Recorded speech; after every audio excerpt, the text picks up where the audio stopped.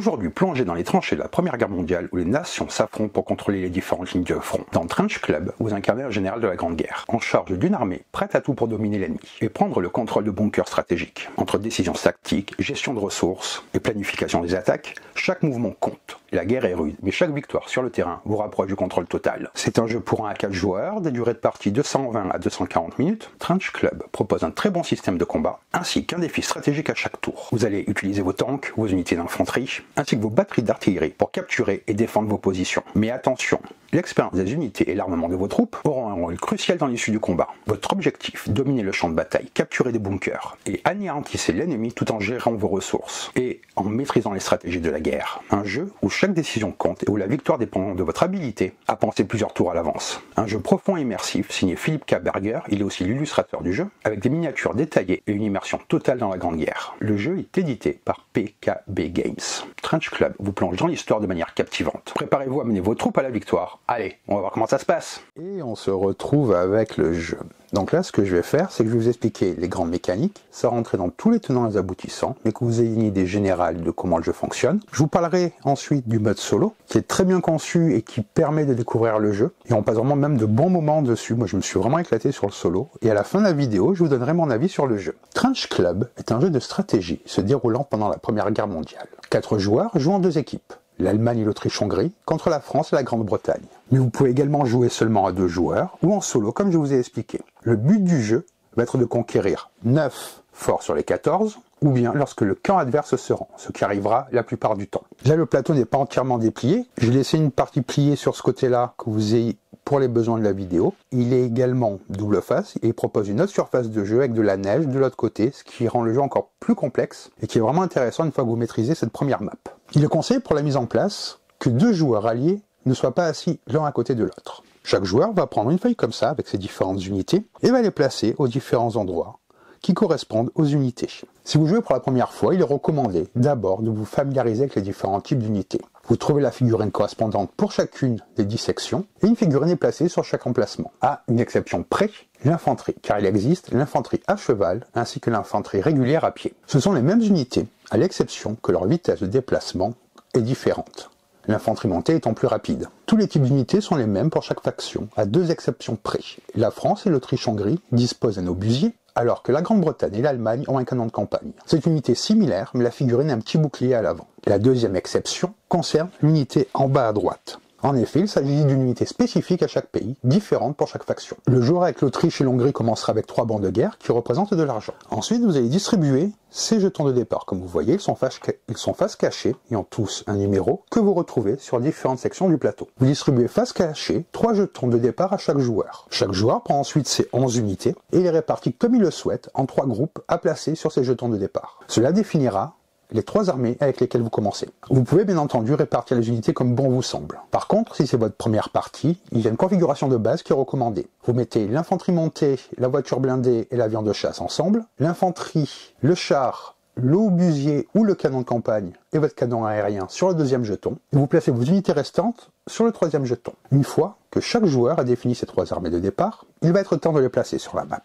Ça fait le sel du jeu car vous ne savez pas à la base sur quel endroit vous allez vous placer entre vous, votre coéquipier et vos adversaires. Vous allez lancer un dé, comme vous voyez il y a beaucoup de dés, pour déterminer quel joueur place ses unités en premier. Puis vous procédez dans le sens horaire. Le joueur qui commence va retourner un de ses jetons et trouve le numéro correspondant sur le plateau de jeu. Il place ensuite sa première armée à cet endroit-là. Lorsque vous les placez, vous devez placer, imaginons que j'ai tiré le 10, je place, et que j'ai mis ces unités-là, je place une unité comme ça, et les autres, je dois les placer autour, comme ceci. Chaque joueur place un groupe à la fois. Une fois que ceci est fait, vous allez relancer un dé pour déterminer qui commence. Puis vous jouez dans le sens horaire. Et le premier tour pourra commencer. Chaque tour se compose de 6 phases différentes. D'abord, vous allez déplacer vos troupes, puis déclarer les attaques, résoudre les combats, collecter de l'argent, réparer les unités, et enfin vous allez pouvoir acheter des unités supplémentaires. Chaque joueur effectue ces 6 phases, puis c'est au tour du joueur suivant. Il y a donc d'abord la phase de déplacement. Pendant cette phase, le joueur peut déplacer toutes les unités qu'il le souhaite.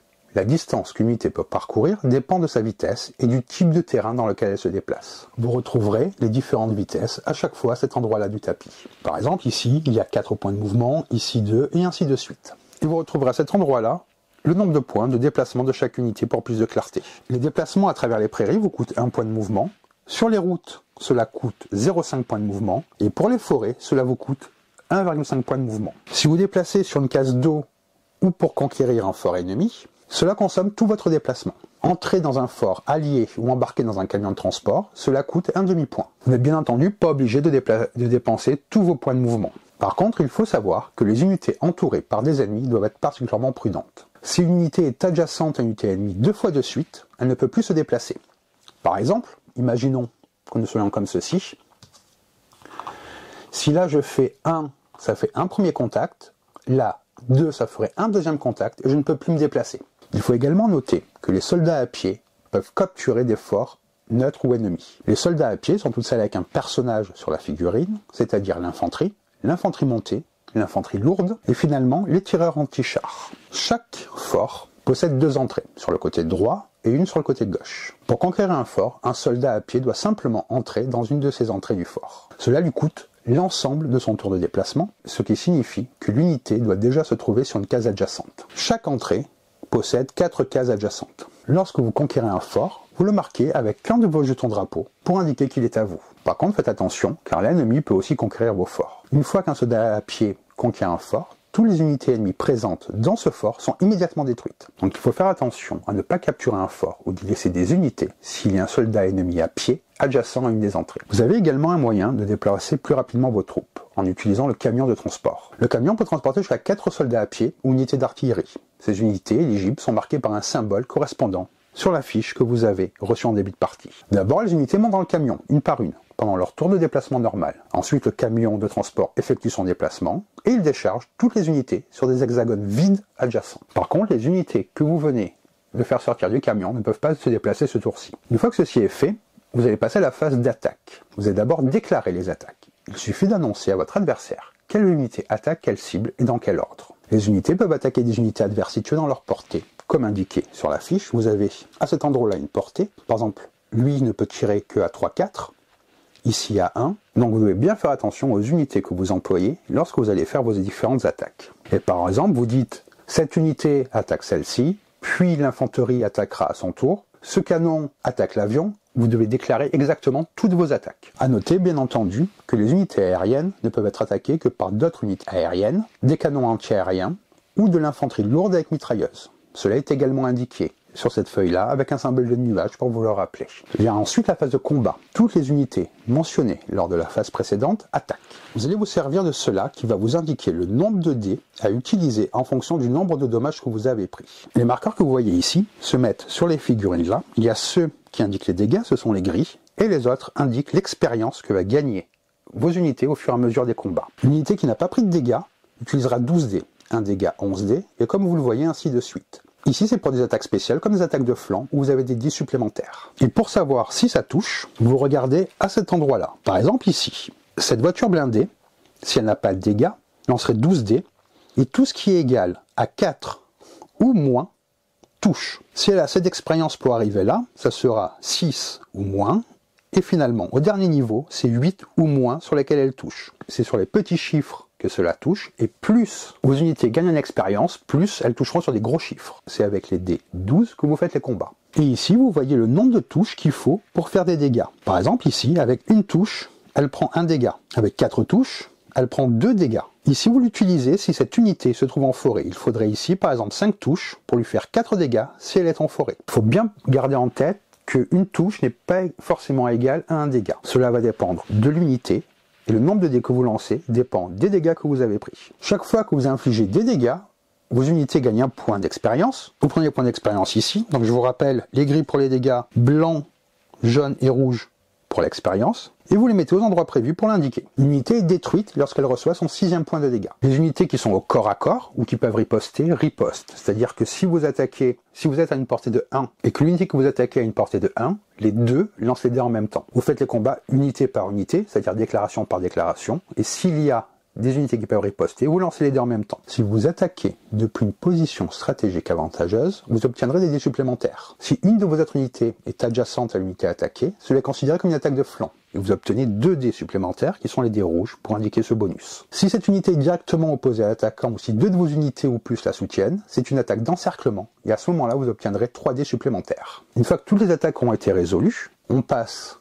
à la phase de revenu, vous collectez 3 obligations de guerre, donc de l'argent, pour chacun des forts que vous contrôlez. Vous allez pouvoir dépenser cet argent pour réparer vos unités. La réparation donc prend un tour complet, c'est-à-dire que lorsque vous réparez une unité, elle ne pourra pas agir le tour où vous le faites. Le coût de réparation est de 2, et tous les marqueurs de dégâts sont retirés lorsque vous réparez une unité. Lorsque vous achetez une nouvelle unité, le prix est indiqué à cet endroit-là, vous payez le prix d'achat et vous placez l'unité sur un de vos forts. Une fois que ces étapes-là sont faites, le tour du joueur est terminé. Les joueurs suivants jouent leur tour avec les mêmes étapes dans le sens horaire. Les conditions de victoire, comme je vous disais, sont soit occuper 9 forts en premier, détruire toutes les unités ennemies, ou bien l'adversaire peut décider de se rendre. C'est ce qui arrivera le plus souvent. Donc je vais vous redire comment se passe un tour de jeu. Il y a d'abord une phase de déplacement, où vous pouvez déplacer toutes vos unités. Le déplacement est indiqué ici. Ensuite, une phase d'attaque. Vous commencez par déclarer quelle unité attaque quelle unité. Vous allez résoudre les attaques dans l'ordre où vous avez déclaré les attaques. Les unités vont gagner des points d'expérience si elles touchent d'autres unités, et prendre des dégâts. Vous indiquez les dégâts et les points d'expérience grâce à ces deux bitonio-là. Ici, cela vous sert à savoir le nombre de dés que vous lancez en fonction du nombre de dégâts pris. Ici, un tableau pour savoir comment vous touchez. Dès qu'une unité prend 6 dégâts, elle est détruite. Et ensuite, il y a une phase d'argent, où si vous occupez des forts, vous récupérez de l'argent, vous pouvez réparer vos unités, en acheter d'autres. Une fois que ceci est fait, on passe au tour du joueur suivant, jusqu'à atteindre la fin de partie. Donc ça, ce sont vraiment les règles de base, que vous puissiez vous lancer rapidement dans le jeu si vous l'avez. Et si vous le connaissez, n'hésitez pas à m'en parler, moi c'est vraiment un jeu que j'aime beaucoup. Je vais revenir plus en détail en vous donnant mon avis. Vous avez donc également des règles beaucoup plus détaillées, comme ça, vous avez une idée, où tout est bien expliqué, les contacts d'ennemis, ce genre de choses. Vous voyez, c'est très bien expliqué. Il y a même des règles expertes pour encore corser le défi. Et là, donc, ce sont toutes les règles du mode coopératif solo, qui est vraiment bien faite, avec des ordres de priorité. Comment l'automa va acheter les unités, vous avez vraiment une sensation de jeu. Et ici, c'est ce tableau qui vous permet de savoir les différentes priorités. Donc il y a vraiment un vrai intérêt au jeu au mode solo, qui vous propose un vrai défi, un vrai challenge. Et vous pouvez également vous en servir pour découvrir le jeu, ou bien même si vous êtes deux, vous pouvez jouer en mode coopératif en rajoutant un troisième adversaire. Ça fait vraiment passer de bons moments, ça montre la profondeur et l'intérêt du jeu. Donc après vous avoir parlé de ces règles, et de vous avoir présenté le jeu, je vais vous donner mon avis. Dans un marché du jeu de société de plus en plus riche en propositions stratégiques, Trench Club se distingue comme une œuvre ludique, ambitieuse et minutieusement conçue, plongeant les joueurs dans les affres tactiques de la Première Guerre mondiale. Ce jeu combine stratégie militaire, gestion de ressources, le tout sur un plateau d'une richesse impressionnante. Ce qui frappe d'emblée avec Trench Club, c'est la rigueur de leur constitution. Le jeu ne cherche pas à reproduire les événements exacts de 14-18, mais il recrée l'esprit de la guerre des tranchées à travers une mécanique de jeu profondément tactique. Chaque faction possède ses unités propres, chaque faction possède des unités spécifiques et partage d'autres avec toutes les autres factions, ce qui confère à chaque partie un relief stratégique différent. La qualité du matériel participe également à cette immersion.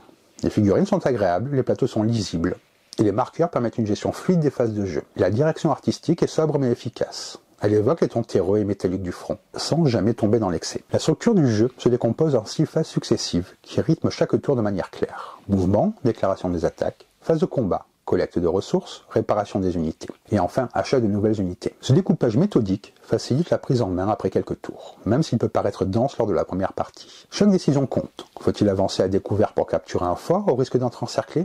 Investir dans un tank ou plusieurs unités d'infanterie. Placer des troupes en défense ou organiser une attaque de flanc pour bénéficier de dés supplémentaires. Ce sont autant de dilemmes stratégiques qui donnent toute sa substance à Trench Club. Le système de mouvement basé sur des points, différents selon le type de terrain et d'unité, est d'une rare précision. L'infanterie à cheval se déplace peu rapidement, les routes réduisent la consommation des points, tandis que les forêts et les forts imposent des coûts plus élevés. Le détail remarquable, c'est que même les figurines portent des marques indiquant leur vitesse, un atout pour la clarté du jeu. Quant au combat, il s'opère avec des jets de dés. Mais ces derniers ne sont jamais hasardeux. Le nombre de dés et les chances de toucher dépendent de la santé de l'unité, de sa force et de l'expérience acquise en combat. Le positionnement sur le plateau est crucial. Une attaque au flanc ou un encerclement offre des dés bonus, encourageant la coopération et la planification collective. L'un des points forts de Trench Club réside dans sa mécanique d'équipe. Le jeu ne se résume pas à une addition d'actions individuelles, la synergie entre les deux membres de chaque camp est essentielle. Une stratégie isolée, aussi brillante soit-elle, échouera face à un duo bien coordonné. Cela renforce l'aspect social du jeu, avec des moments d'échange, de débat et de coordination intense. Trench Club n'est pas un jeu d'apéro, comptez entre 2h30 et 4h pour une première partie complète. Mais pour ceux qui aiment les jeux de stratégie de longue haleine, cette durée est non seulement justifiée, mais elle est exaltante. Chaque partie est différente, placement initial aléatoire des armées, choix d'unités, dynamique de combat, tout cela garantit une forte rejouabilité. Il est également à noter que le jeu propose plusieurs variantes et ajustements pour équilibrer les forces ou moduler la difficulté. ce qui permet de renouveler les parties et d'adapter la complexité aux préférences des joueurs. Le livret de règles est dense mais bien structuré. Il demande une réelle attention. Heureusement, les aides de jeu sont bien conçues. Je vous recommanderais de faire une première partie découverte, quitte à ne pas tout optimiser, afin de vous familiariser avec l'ensemble des mécaniques. C'est une œuvre de passionné pour passionné, qui récompense les joueurs investis avec une expérience riche et gratifiante. Trench Club réussit un pari audacieux, transformer la dureté de la guerre en un terrain de réflexion, de coopération et de stratégie pure, tout en respectant le contexte historique. Il parvient à rester ludique, équilibré et stimulant. Son design raffiné, ses règles précises et sa richesse tactique en font une référence incontournable pour les amateurs de jeux dans ce genre et de jeux de plateau stratégiques. Que ce soit l'équilibre entre accessibilité et profondeur tactique, la richesse de matériel et la qualité de production, le système de combat basé sur l'expérience et le positionnement, le jeu en équipe qui est un véritable moteur stratégique, tout cela en offrant une excellente rejouabilité. Je trouve que Trench Club est une perle rare pour les amateurs de stratégie militaire. Un jeu qui s'installe comme une véritable simulation tactique de plateau, exigeante, élégante et passionnante. Donc voilà pour cette présentation de Trench Club, j'espère que ça vous a plu, je vous invite vraiment à découvrir le jeu qui est vraiment d'une extrêmement bonne qualité, tout est bien pensé,